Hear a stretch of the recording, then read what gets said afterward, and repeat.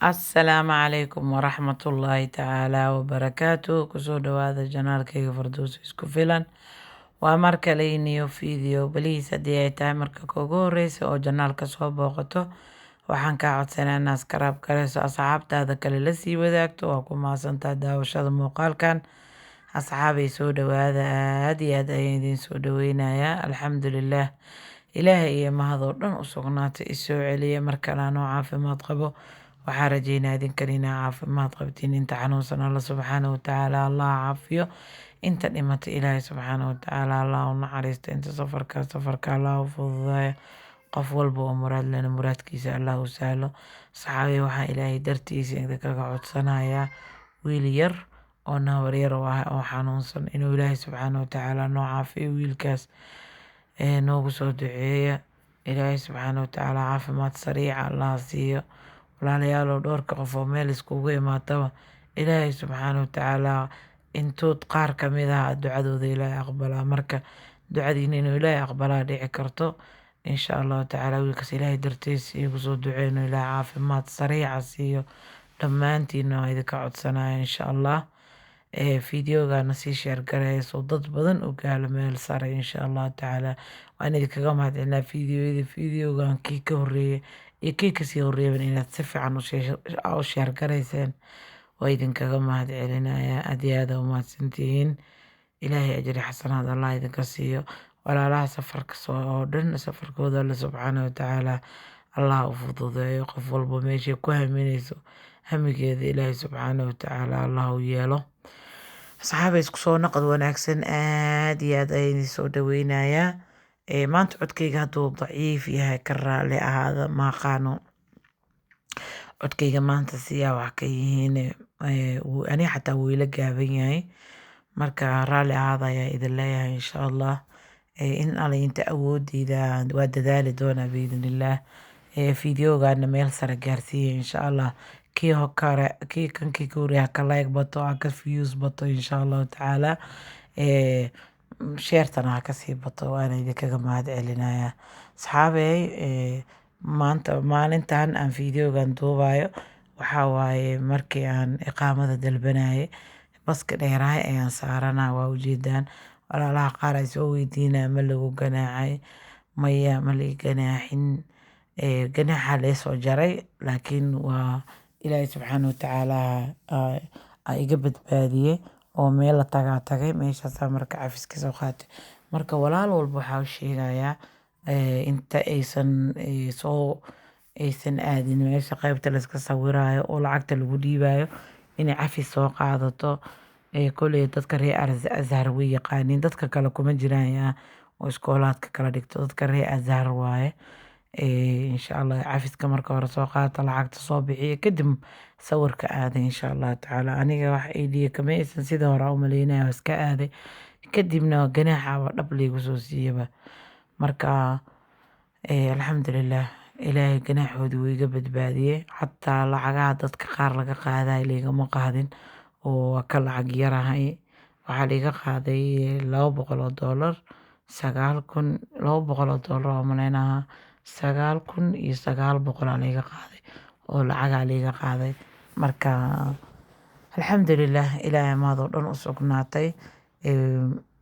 inaan nabad kusoo xareeyay aadoo nabadan insha allahu tacaala. ayaanoo nabad iqaamadeeda inaan soo qaato ayaan rajeynayaa 2 week kadib biidnillaah. because cilada wadankan ka jirta waxay tahay haddii iqaamada kaa dhacdo telefoonka waa kaa dhacaya way kaa xiranaya. ani 2 sano ugu horeysa telefonaa haystay mana layga xirin.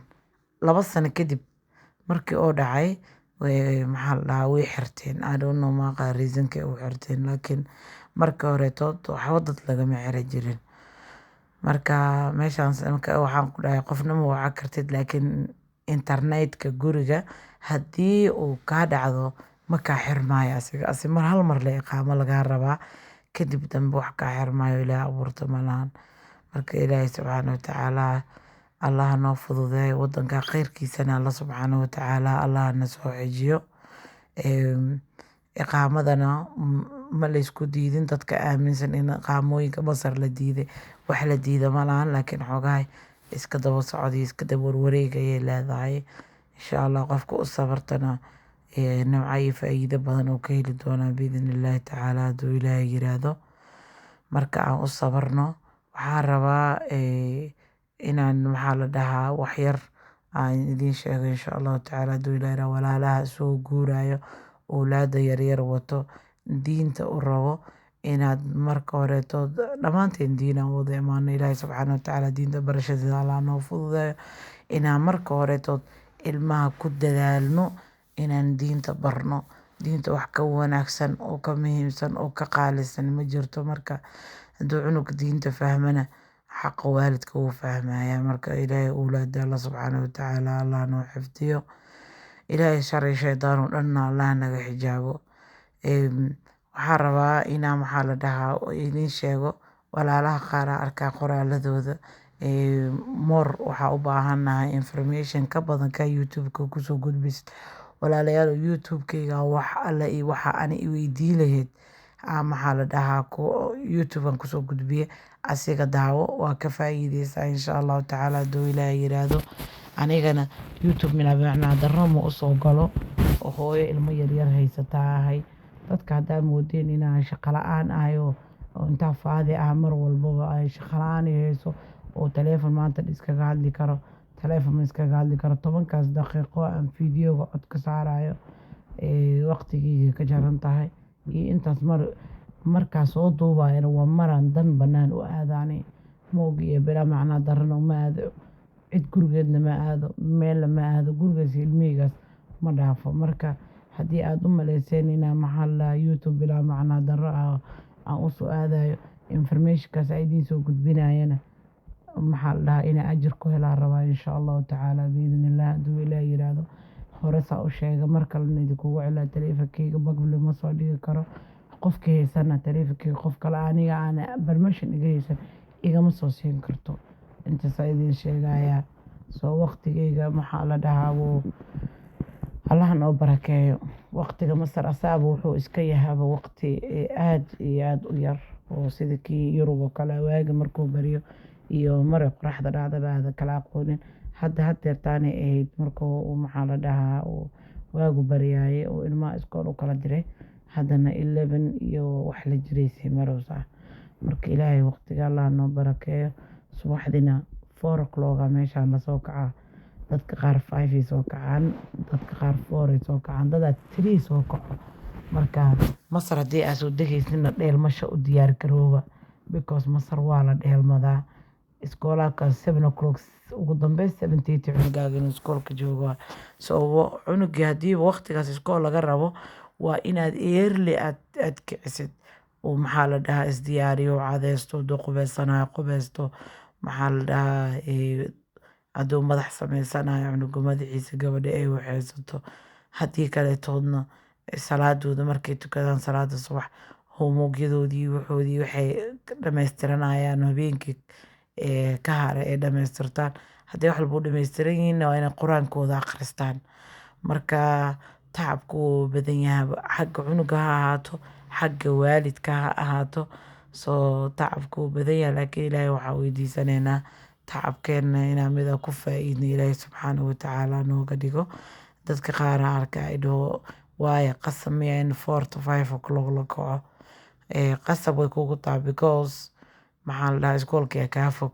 Hadduu xataa iskoolka kuu dhow yahay waa ku qasbantahay early inaad kacdo because cunugii inuu dhaqsi isku kaasii diyaariyo waa mid adiga kuu fiican. Marka Masar marka imaanayso go'aan adag inaan hoosta ka xariiqatid loo baahan yahay. Marka ilaahay subxaana watacaala waqtigeena allah noo barakeeyo. Waalidiin wax baratana ilaahay subxaana watacaala allah naga dhigo. Baasaboor Soomaaliga mar walba la soo weydiiyaa. Baasaboor Soomaaliga baasaboorradan kale wuu ka adeeg yahay markii runta laga hadlo because hadduu kaa dhaco si iqaamo kale ma ku helaysa laakiin kuwan ganax baa lagaa qaaday iqaamaa ku helaysaa.